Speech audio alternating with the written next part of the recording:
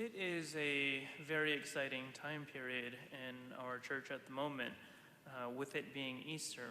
And it's, as we read these readings, you get this sense that there's an excitement going on in the readings as well. Now, if you haven't been following the daily readings, we've been reading from the Acts of the Apostles, and that was where our first reading was from.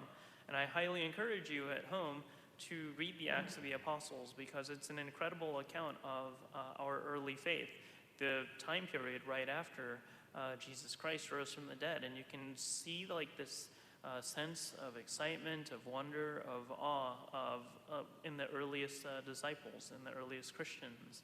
And it's something, there's an atmosphere of excitement all over Jerusalem that's happening right now. And it's the same thing with like all of the people, their homes, and it's going around the countryside, and people are being persecuted for their faith, but they are rejoicing in it. People are boldly proclaiming this Jesus Christ who is risen.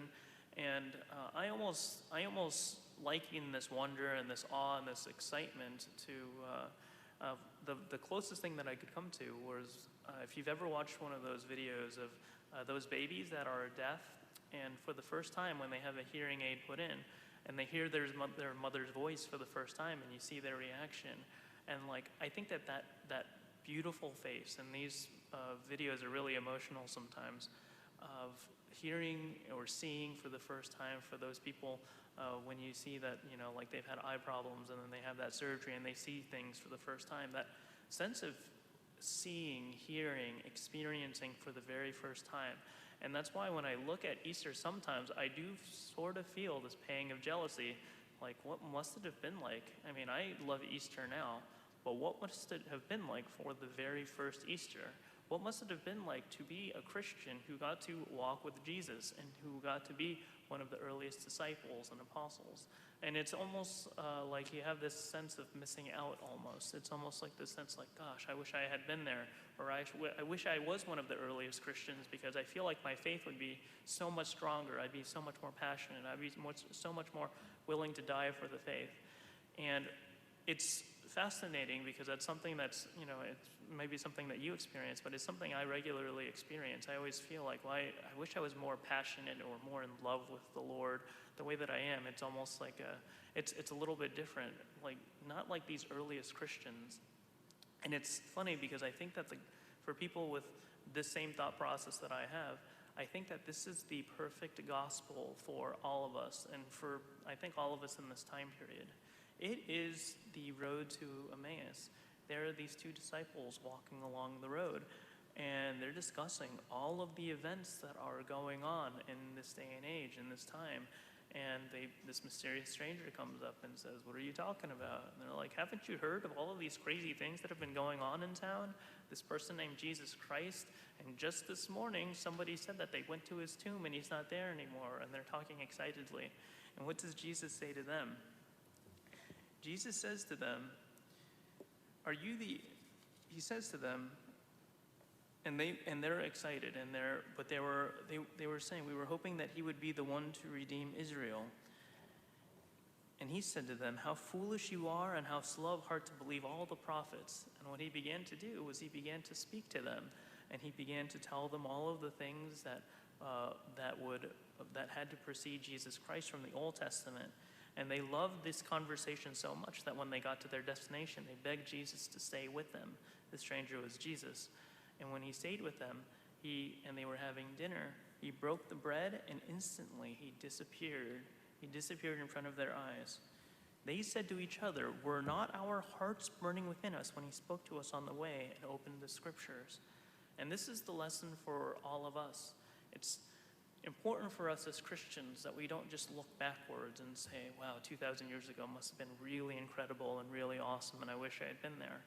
But Jesus is still with us today. We are an Easter people, and not an Easter from 2,000 years ago, but we're an Easter people of an ongoing Easter, an Easter that is still here, and an Easter where the Lord is very much with us. And the Lord is very present among us, and he reminds us that this Easter should be an ongoing reality of every single day of our lives. And just as he was very present to these two disciples 2,000 years ago, He can be very present to us in this day and age, in this time period, at this moment, right now. And what would he say to us? And it's all in the gospel right there. What are the recommendations if we want to experience this road to Emmaus? There's three recommendations that are here. The first recommendation is to talk about Jesus. Were not our hearts burning within us while he spoke to us on the way? And that's something that we need to do. We talk about everything else in this day and age. We talk about the NFL draft. We talk about sports. We talk about music. We talk about culture. We talk about politics. How often do we talk about our faith? How often do we talk about Jesus Christ? We need to talk about Jesus, and we need to talk about God. And a lot of us are saying, well, how do you even begin having those daily, regular conversations within our family and our culture? And, we live in a day and age where we have not only thousands of resources at our fingertips, but tens of thousands of resources if we think about it. But I always say, if you're going to be stranded as a Catholic on an island and you could only bring 2 books with you, the first book would be the Bible, and the second book would be the Catechism of the Catholic Church. If you just open up the Catechism of the Catholic Church and you just read a chapter of it a day with your family and just have a 10-minute discussion, our hearts will be burning within us, just like these 2 disciples. And the second part of that, were not our hearts burning while he spoke with us on the way and opened the scriptures to us?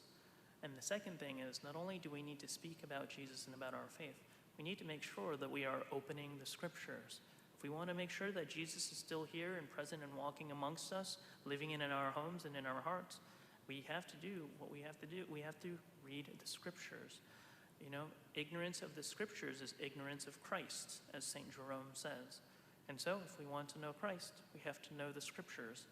Daily reading of the Bible, talking about the Lord. And the third thing, and probably the most important thing, they set out at once and returned to Jerusalem. The 2 recounted what had taken place on the way to the other disciples, and how he was made known to them in the breaking of the bread. Remember, the second that Jesus disappeared was the second that he broke the bread. What's the bread? It's the Eucharist, communion. If we want to make sure that Jesus is present, he reminds us and he gives us this gift. The Eucharist is left amongst us to remind us that Jesus is truly, really, substantially here with us. And when we partake of communion, we are with Jesus Christ. He is made known to us in the breaking of the bread. And I know a lot of us are saying right now, well, Father, I'm at home and I'm not receiving communion and I'm not receiving the bread. And remember that prayer, that really beautiful prayer that we pray at the time of distributing communion, right after I consume communion, the act of spiritual communion. Remember, spiritual communion is communion. It's an incredible prayer, and every time I pray that prayer, it's just so real, and I wish we would pray that at every Mass all the time, because it speaks how truly Jesus is in the Eucharist, and how we can receive Jesus even by being at Mass. And just a reminder that it was only a little over a century ago that Christians, that Catholics, normally receive communion only once a year, actually. We didn't have the opportunity to receive daily Eucharist like we have now, or even daily Eucharist multiple times a day. There were times in the Catholic Church, and not that long ago, where they received communion once a year on Easter, just one time a year. And so we're really privileged. It will not be like this forever. There will be a time where we'll be able to be all together in Mass together and receiving communion and the breaking of the bread in a real and sacramental way. But right now, the spiritual communion is a real reminder that Jesus is with us. We'll be together again soon. And that's something that if we want to make sure that we are on the road to Emmaus, what are the 3 things? Speaking about Jesus, our faith, our God, finding ways to do that. Opening up the scriptures and making sure that we know the scriptures well, that we fall in love with the scriptures so that we fall in love with Christ. And thirdly, communion, making sure that we are always in communion with one another, that we are receiving communion, spiritual or hopefully soon sacramentally at the Mass. If we remember this, we are there present with those disciples and apostles at the first Easter 2,000 years ago, and at this first road to Emmaus that these 2 disciples walked on 2,000 years ago.